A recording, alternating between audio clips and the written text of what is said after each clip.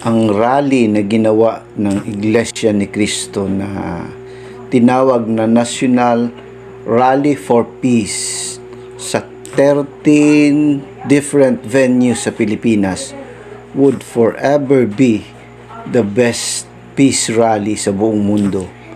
Ito ay dinaluhan ng about 2 million, more than 2 million people.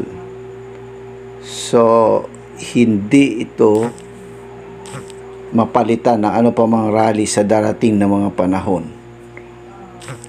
Ako'y naniniwala na wala ng ibang rallying katulad nito, kung saan ang mga tao ay sumisigaw ng kapayapaan, sumisigaw ng pagkakaisa, sumisigaw para sa kanilang bansa, ang bansang Pilipinas. Sa katunayan, may mga religious people na dumalo sa rally ng Iglesia ni Cristo. May mga religious people na sa malayong dako nagmasid at hindi nila maikatwa, hindi nila maalis sa kanilang sarili yung pagkamangha sa rallying ito.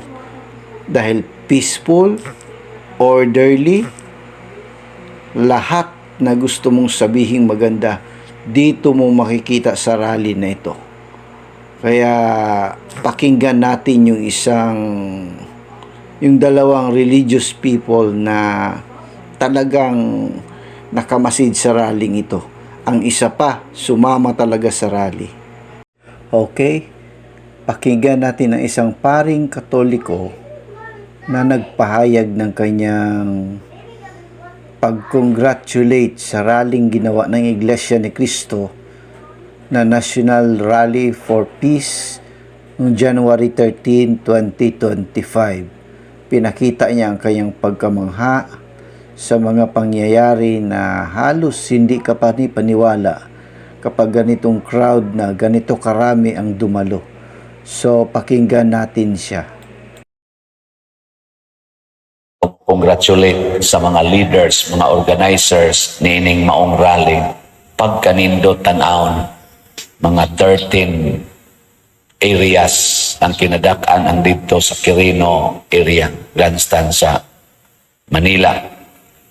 Partigyong daghanang tao, murag gabanig, murag ang yuta, giilisan o puti na ganing tiles or color nya. Di ka kabati nga, di ka kakita nga nagtinukmuray, di ka kakita nga naedaghang mga pulis nga gidamagan nga nagdaog mga pangontras magrally. Kalma kayo nga nagtapok kining millions of attendees. Di ta kakita nga naay mga tao nga gipang atake, na ay mga placards na nagbugal-bugal o nag-insulto sa certain persons. Kanunay nakasintro sa katilingban, kanunay nakasintro sa pangandoy sa kalinaw, pagkahiusa, kauswagan na katilingbanon, nag-atake sa mga depiktos katilingban, dili sa depikto sa tao. Ningon dyan ko, congratulations, INC. Kay maogid niya, muukab sa Bible, ibase dito ang ilang mga pangandoy sa kalinaw, kahiusa, mahunong na ning pagkabahin-bahin, panag-away, naaman as Bible tanan. Pasabot, kanindot nga naay mga tao nga magtapok aron mo padayag unsay gustos Ginoo nya kinisang mga pagpadayag sa atong mga Diyosnong panginahanglan o pangandoy sa maskibuhat sa atong mga igsoon sa Iglesia ni Cristo nga kining rally karon ato unta ning buhaton, dili nato ihilom ba matud pa ni Cristo, ayaw tagui ang suga ilalom sa gantangan, itungtong kini sa tungtunganan. O para nako natuman ni sa Iglesia ni Cristo, gipakita nila sa tibuok kalibutan karon the biggest gathering in the Philippines nga nagsulti Punongo na nato ang away, punongo na nato ang korupsyon, punongo na nato kining pag-iya-iyahay, unaho nato ang katilingban, unaho nato ang kapayapaan o pagkakaisa. Mao man ni ang suga unta nga magdanag nato isip nasod gitungtong ni sa tungtunganan karon sa nagrally. Congratulations sa tanang ni apil. Congratulations sa tanang nga ni appreciate ni ining maong paagi sa pagpadayag sa atong mga pangandoy. Way gubot, way away, ug wa say dinautay na personal. Pakinggan naman natin ang isang ministro ng isang Protestant church dito sa Pilipinas na siya mismo ay pumunta talaga sa Quirino Grandstand para makadalo ng National Rally for Peace ng Iglesia ni Cristo. Ito ang kanyang pahayag, pasasalamat at pagkamangha sa nangyaring aktibidad. Natutuwa ako at meron tayong ganitong reliyon sa ating bansa dahil nagpo-promote ito ng kaayusan upang sa ganon maging maunlad ang ating bansa na kailangan lalo na sa panahon ngayon na napakaraming kaguluhan.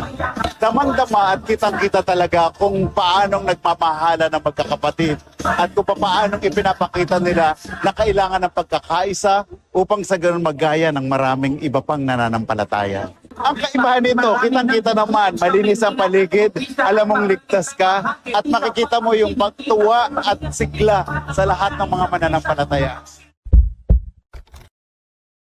Hindi lang ang dalawang leader na yan ang makikita natin. May ibang leader pa ng mga iba't ibang simbahan na dumalo rin talaga. So, kinuha natin ang video na ito sa Net25. Lahat po yung video natin ay galing sa Net25. Maraming salamat po sa Net25. Okay, pakinggan natin itong kapayapaan para sa bansa. Weng de la Fuente sa Balitang Yan. dumalong mga kasapi ng ibang relihiyon. Nakipagkaisa sa isinagawang National Rally for Peace na pinangunahan ng Iglesia ni Cristo maging ang ilang leader ng ibang relihiyon sa iba't ibang probinsya. Nagpasalamat din sila dahil pinangunahan ang isang kilusan para tawagan ng pansin ang mga namumuno sa pamahalaan na unahin ang kapakanan ng mamamayan. Sinabi ni Ginoong Angel Dizon Jr., Executive Minister ng United Church of Christ in the Philippines o UCCP sa Likop Samal sa Davao del Norte na personal siyang lumahok at nagulat siya sa dami ng dumating para sumama sa National Rally for Peace. Dito sumali ako kasi nakita ko yung vision nga dapat tayo magkaisa. Ano man ang religion mo, wala yan, importante magkaisa tayo. Puro man tayo Pilipino. Ang importante, tulungan natin ang bansa natin nga magkaisa tayo. Dapat unta i-stop na ning kaning away-away. No? Kanang away-away manggod na maguno sa personal interest. Dagdag pa ni Dizon na dapat magsilbing wake-up call ang ginawang malaking rally ng Iglesia ni Cristo lalo na sa mga nasa lokal na pamahalaan. Hangad din niyang matigil ang katiwalian at maituon ng mga opisyal ng gobyerno ang panahon sa paglutas ng mga problema ng bayan. Ang wish ko sana, mawala na yung corruption, yung mga bilihin. Gusto natin kapayapaan, walang gulo. Wake up man ito. No? Kung ang ibang iglesia na walang paki, ito na iglesia na ito may paki para makinabang sa lahat.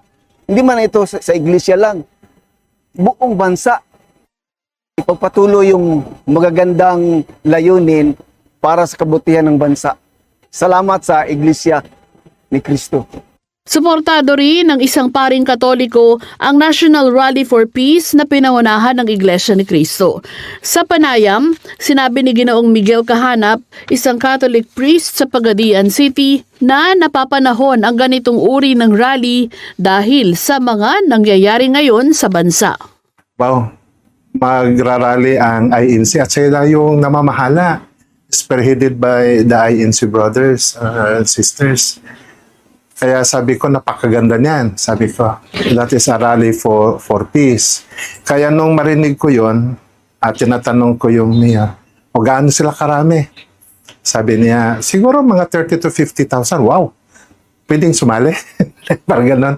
Sabi ko agad sa kanya, pwede sumali. Sabihin mo, sasali ko. Para sa akin, ina-announce ko na dito sa simbahan na bilang parish administrator ng cathedral, you can join by your own decision. Basta mature yung decision ninyo. Kung tatanungin kayo sino yung nag-utos, sabi niyo wala. Yung sarili namin na conviction na mag-join sa peace rally. Dahil ito po ay napakagandang rally. Bilang suporta sa isinagawang National Rally for Peace ng Iglesia ni Cristo, nais din ikahanap na magsagawa ng kaparehong rally. Gayon din ang panawagan nito sa mga kinatawan ng kanilang lugar sa Kongreso na gawin kung ano ang mga nararapat. Napapanahon po. Sabi ko kasi sa sarili ko, kaya after this rally, yung peace rally na sinimulan ng INC, siguro tayo din, sabi ko sa mga kasama ko, tayo din, magrarally tayo in connection sa peace rally ng INC in support of them. Weng de la Fuente para sa Mata ng Agila, matatag, matapang, matapat. Ayun, nakita natin yung iba't ibang religious group na sumama sa National Rally for Peace na pinangunahan ng Iglesia ni Cristo. Ito po ay para sa kapayapaan, para sa pagkakaisa ng bawat Pilipino. So patuloy tayo sa ating pagsuporta sa mga gawain patungkol sa pagkakaisa para sa ating bansa. Maraming salamat din sa pamamahala ng Iglesia sa pangunguna sa gawaing ito. Talagang binulong ng Diyos sa Iglesia ni Cristo na lumabas sa kalsada, ipagsigawan ang pagkakaisa, ipagsigawan ang kapayapaan para sa bansang Pilipinas. So sa lahat ng nanood ng video na ito, please don't forget to write your comment, please like, and also don't forget to subscribe. Thank you. Sana nasa mabuting kalagayan kayong lahat.